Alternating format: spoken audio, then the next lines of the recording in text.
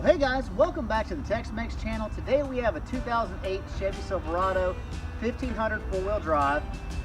This car has a couple of different problems. The first one's pretty obvious. It has a horrendously ugly front tag on it. We've already called the guy and talked to him about it, and oddly enough, he didn't seem overly concerned about that. His main issue was that it's got a whole bunch of squeaking, creaking, and popping going on in the front end. So let's get it figured out and see if we can get it fixed for him.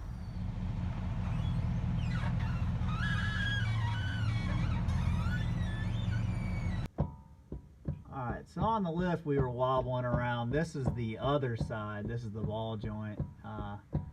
It's also contributing to a lot of the noise too.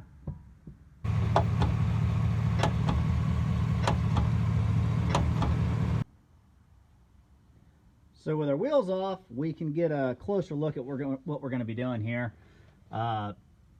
This is the right side of the car. In the previous clip, when we were on the other side, you could see that this side, the front upper control arm bushing, was the one that was rocking around, and you can see actually right here that this one's starting to split too. Now these ball joints, the upper ball joints aren't serviceable by themselves. They only come as a whole control arm, which is fine for us because we needed control arm bushings anyway. So what we're going to do on this car is we looked at those. We see those bushings are torn. This side ball joint had play in it. When we would rock the wheel back and forth, it would up and down. It would rock this ball joint around too. So it needed a ball joint as well. When we were looking at it, just kind of looking the car over, we saw that that tie rod boot is also pretty torn, as well as, well, this side's actually in decent shape. The other side had the lower ball joint boot was all torn too. So what we're going to do is just replace the upper control arms and ball joints, the lower ball joints, and the outer tie rod ends. We're also going to, it needs brakes too, so we're going to take the rotors off.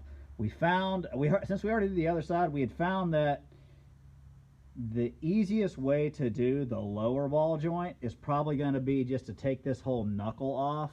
So we'll walk you through how to do that.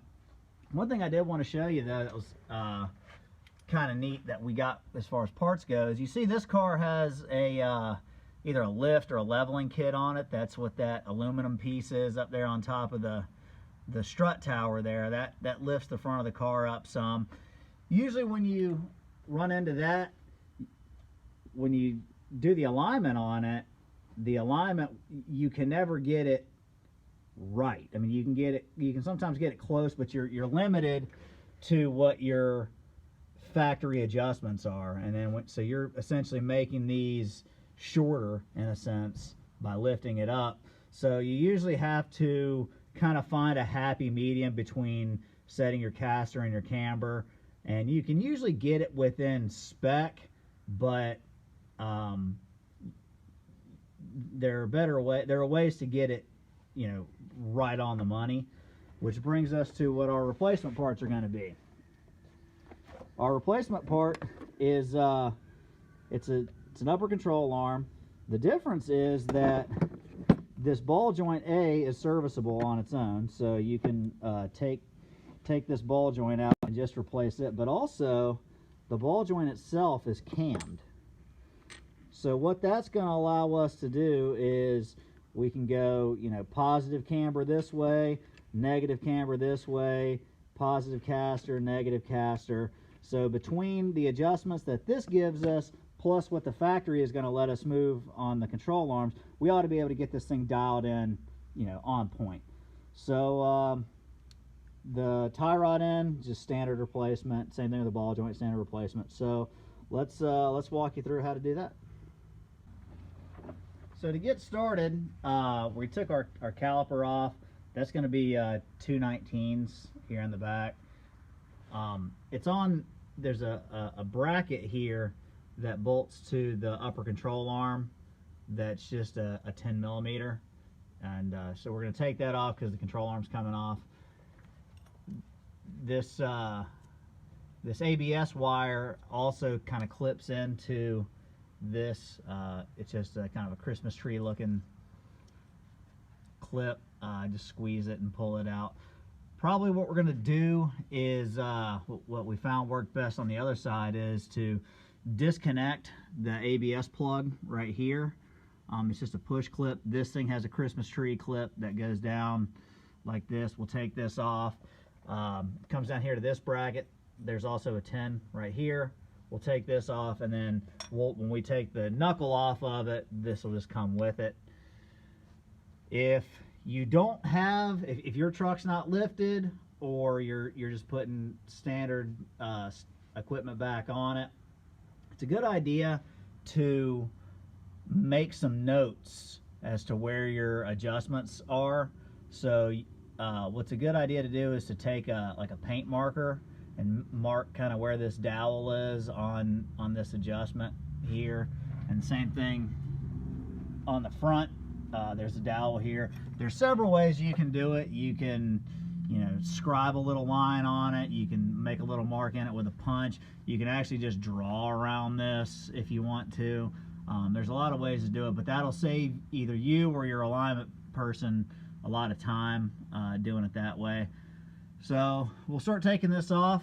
These are 21s. These tend to be a little tight, a little sticky. In other words, once you break them loose, you usually have to keep working at it. So you're going to have to put a 21 wrench on there on the inside and get those off on both sides. On the upper ball joint, there's a cotter pin, and this is the bolt here, or the nut here is an 18. Now this ball joint, all these ball joints, all the suspension stuff, the shaft of these they're tapered, so they're almost press fit in.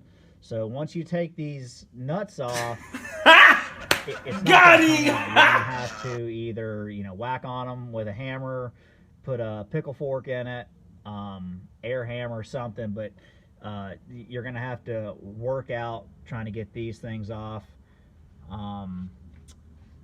And that's probably where we'll start, so let's get to doing that.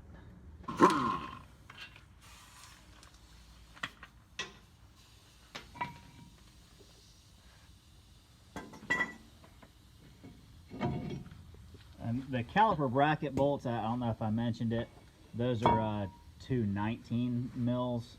I'm not putting a ton of focus on the brakes because there's thousands of videos of people doing brakes on cars, but those are 19 mils there.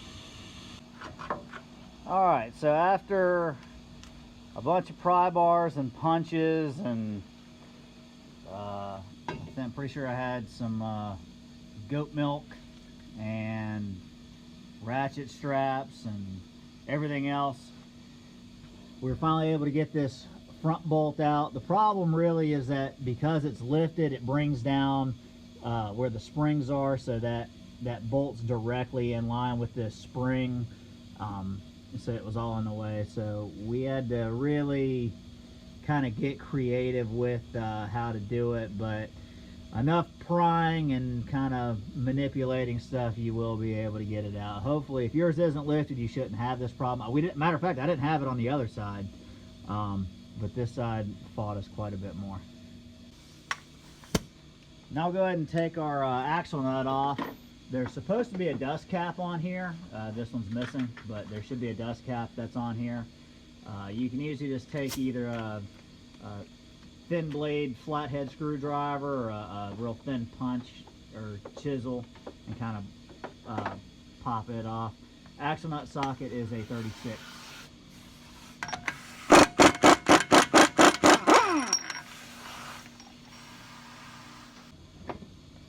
Now I guess we'll move on to the tie rod end. It's a good idea to, before you actually take the joint off itself, to bust this jam nut loose first. You'll just find that it's easier. We also, we didn't show it, but we did push in on our axle a little bit. You rust belt guys, forget it, man. Like, you're gonna have to just replace everything. Where we live, rust isn't a problem, but yeah, I don't envy you guys that live in the rust belt. So this jam nut is a 24. This tie rod will be, this one doesn't have a cotter pin on it. This one has like a Teflon lock nut. That's a 21, so we'll go ahead and get that loose.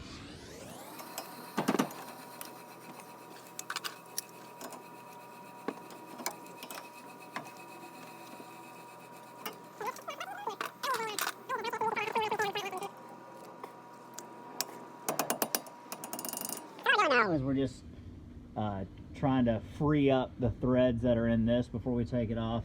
Again, it's a little bit easier to do that in the car.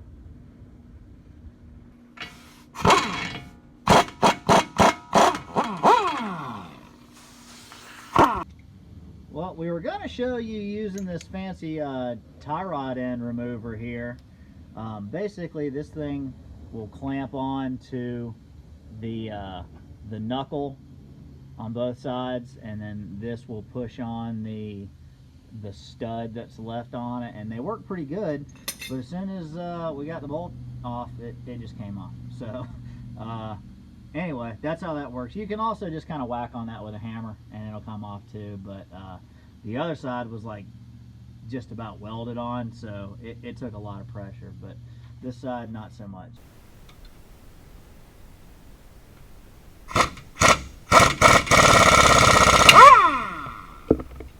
So now we'll go ahead and unthread that tie rod end.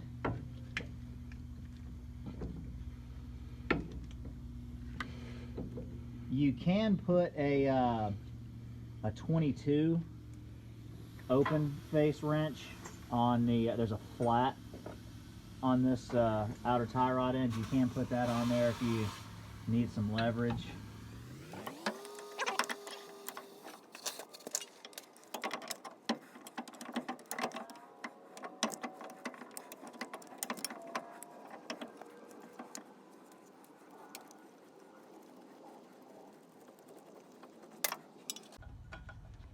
Now we'll move on to the lower ball joint. There's a cotter pin in there. That one's about 9 miles long. We'll take it out. This is a 22. And full disclosure, guys, I'm pretty sure that it's illegal for aftermarket parts to use the same size as the factory parts. So if your ball joints or anything have been replaced, none of these sizes may be right. But yeah, I don't know why aftermarket parts, they never come with the same size bolts unless you get, you know, something specific like AC Delco or something, or Delphi. But go ahead.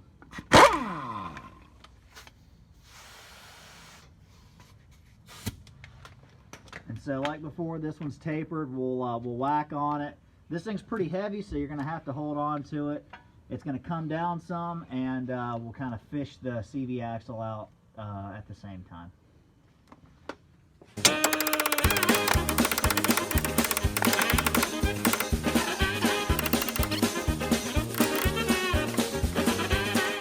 All right, well, that's off. Be sure to be careful not to bend those backing plates, because then they'll rub on the rotors. But all right, now we're able to access the lower ball joint. So we'll get that axle out of the way. This ball joint will be on with a C-clip, or actually a circlip. There's two little tangs on it. Use a C-clip, or sorry, circlip remover to squeeze on that and get it off, and that's that.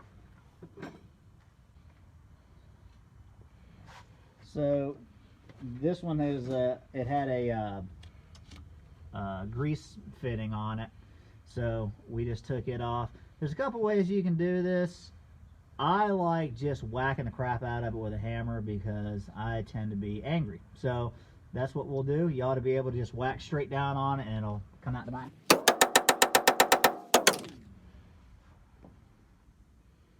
So this is our new ball joint. One thing I do like about this, that it's the first time that I've seen it, is this thing has like a, I don't know, an interior boot. Normally the boots on them will be, they'll come up over here on the outside of this, and it'll just make it a real pain in the butt when you try to go back in with it, because I usually end up taking the boots off of it and then putting them on after I get it installed. But so that was kind of cool of them. So we're going to put this in with a ball joint press. I'll show you that process. My biggest complaint with ball joint presses is that it's like they're not long enough. They give you all these adapters, but they give you like, I don't know, 9 inches worth of you know, free space in between them. So by the time, like, I'll show you what we're going to have to do. You're going to have to do this in kind of 2 stages. So let me go grab the ball joint press. So this is the ball joint press. It's basically just a big C-clamp, and you put an impact or something on the other side of it. And it comes with a couple of different adapters. And so what you're going to do is you're going to, depending on what you have, the end with the biggest hole at it is always going to correspond to the bottom, because the bottom is not threaded on this. And so usually what you do is this thing will actually be on the bottom of the thing like this. There'll be there'll be a collar like this, and that light's in the way. That so the threaded part of the ball joint will be able to go through that hole, and then you'll have on the top, you have to get one that's just slightly larger than the hole that you have, so like that, and there'll be another cup that goes on top of it like that, and then that thing will sandwich it up in there. Now this is so big that you can't do it all, at least not with ours. You can't do it all in one swing. So what we had to do was just put one part on flat right here, and you'll press it up until it stops, and then when it stops, that'll be flush up here, and then you can just barely get that thing around to put the spacer in it and run it the rest of the way up. So I know that Snap-on makes a much bigger ball joint press, but they're like a ridiculous amount of money. This thing has served me well over the years, and I find a way to make do with it. But that's my one complaint with these, is I wish that the spacing between them was, I don't know, just an inch would be good. I'd like to see 2 or 3 more inches, but what are you going to do? This is a part you can get, a loaner tool that you can get down at, you know, Napa or whatever. If you do a lot of cars, I actually use this mostly at Toyota for U-joints. This is the bee's knees when it comes to U-joints too. So that's a pretty cool thing to have. So lower ball joint installation, take 1. This is the one which we'll expect it to see it go up, you know, I don't know, 3/8 of an inch or so, and then stop, and we'll reset and put this spacer on top of it.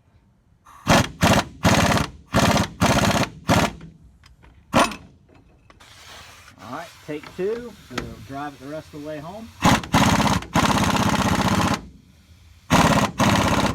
Good. Yep. And now we're checking to make sure that we have a little ridge for our circlip.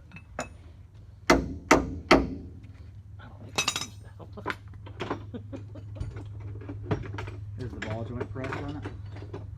Huh? Is the ball joint pressed in it? Yeah.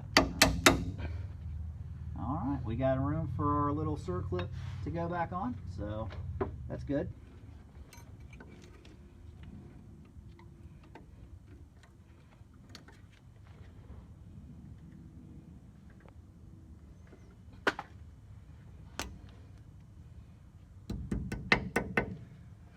All right, circlips in. Now go ahead and put our grease fitting in. The grease fitting is a 90. It's always a good idea to put the grease fitting in a direction where it will be easy to get to. So I like to run it, 90 degrees towards the back of the car or the front or something. All right, so we got our grease fitting in. We're gonna go ahead and lube up the threads on that tie rod end just to make it a little bit easier, and hopefully it won't seize in the future. It's also a good idea to put anti-seize on the threads of this axle so that it stays nice and easy to come out. I wasn't really talking about those threads, but These are the splines. These are splines. Sorry, the splines of the axle, so that they don't get stuck in the hub. I was gonna say I don't like that being easy to come off. No, I don't. No, you don't want that easy to come off. I want the splines. I meant the splines. Now, like we were talking about before, marking your upper eccentrics. A lot of kits will come with a different jam nut. I didn't like the jam nut that was in it. It was like way thinner.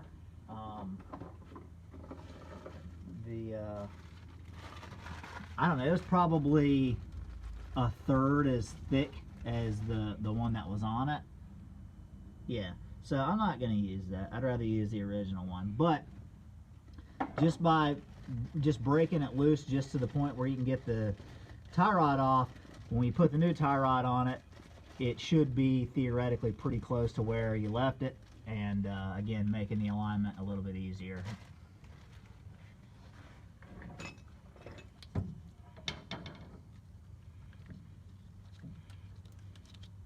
Yeah, smooth like butter, baby.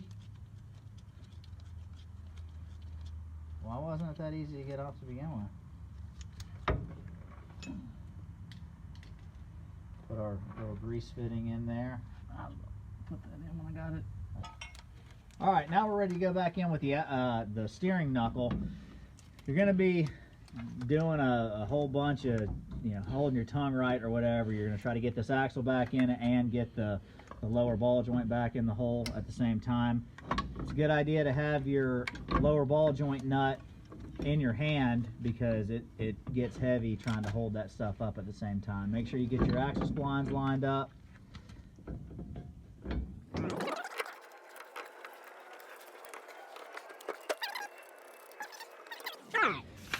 Hard part's over.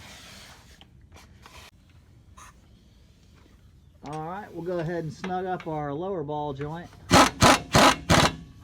And by some miracle,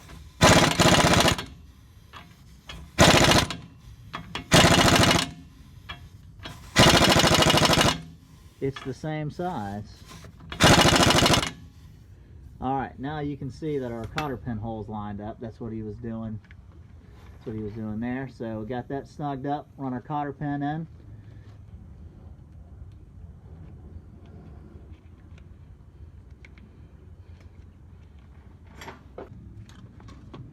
Now we'll get our outer tie rod end put back in place.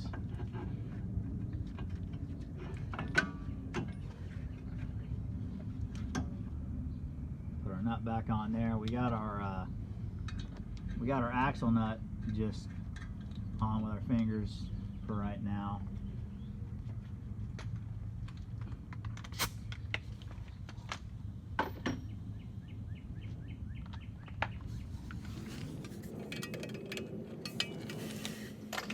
Wow, it's the same size too. Well, that's also because it's AC Dope. Those are moved. No, the tie rods are AC Dope. The ball joints are moved. Yeah.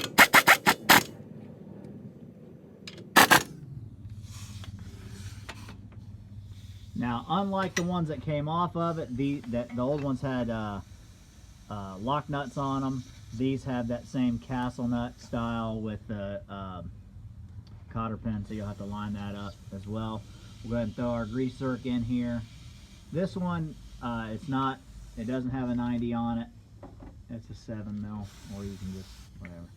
And then we'll shoot some grease in there. It's a 7 mil or a vice grip.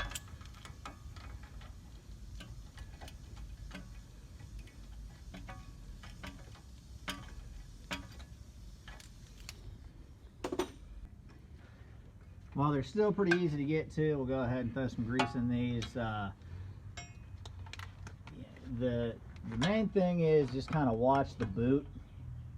It's a lock and load. You press the little button. Oh, I did that. You just sort of watch the boot. You don't want it blowing up.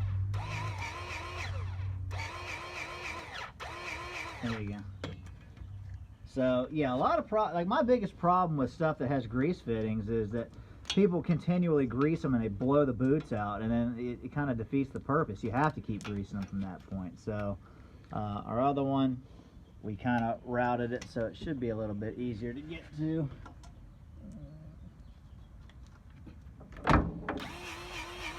Just sort of watch that bottom ball joint there. There it goes. All right, now I guess we'll move on to the upper control arm. Alright, I'm mentally prepared for this to be an absolute poop show, because that front one, it took both of us like 10 minutes to get that bolt out. So, hopefully you have a little bit easier experience doing this. But we're going to get it lined up here first, and probably get the back one started just because that was the easier one to do. And we'll go from there. So after a whole bunch of swear words and prying and stuff, we were finally able to get that bolt back in. I'm gonna level with you. It would probably be just fine to put them from the outside in. You know, to each his own. That's not how we did it. We put them back in the way that they're supposed to go. But we finally got that back in. So again, when you're going back together with it, use your marks that you used before. If you have the kind of OEM type stuff, we're just sort of guessing as far as where to put this. We know the alignment's going to be way out on it, but we got those back on. Got everything snugged up. The new nut and cotter pin. We got our axle torqued down, and so I guess we'll start putting the brake stuff back on it and get our ABS wires ran back, and we'll be just about done with it.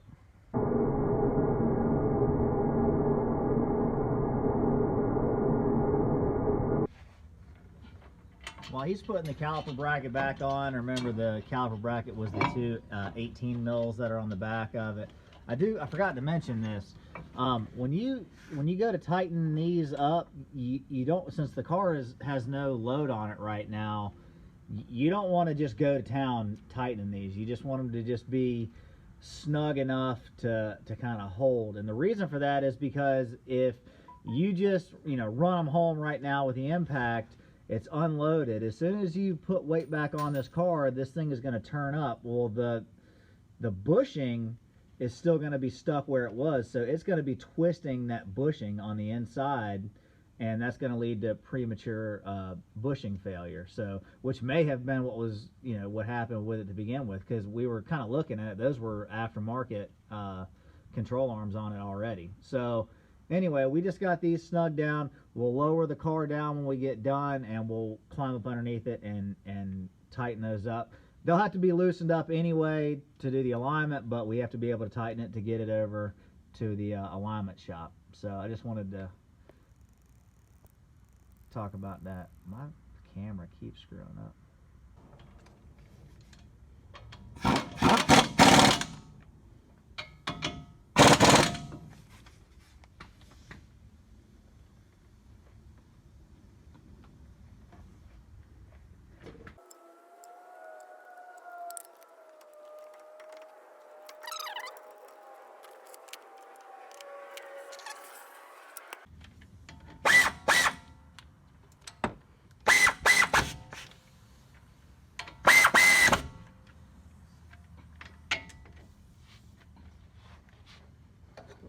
now we'll go ahead and get our brackets back on. That's the one that's got the brake line on it. That's a 10. And the ABS wire goes into it with just a little Christmas tree clip.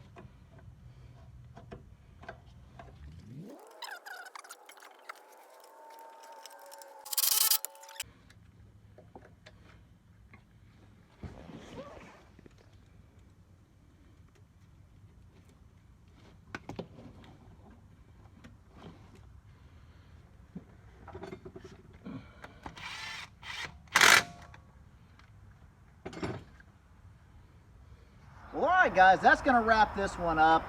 This one I would recommend, if you're going to do this at your house, employ the help of a friend.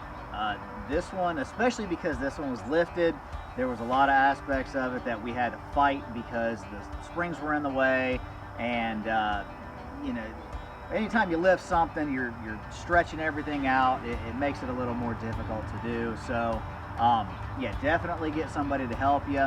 You're going to need a whole bunch of tools. We'll always put all the tools up in a link in the description, as with the parts.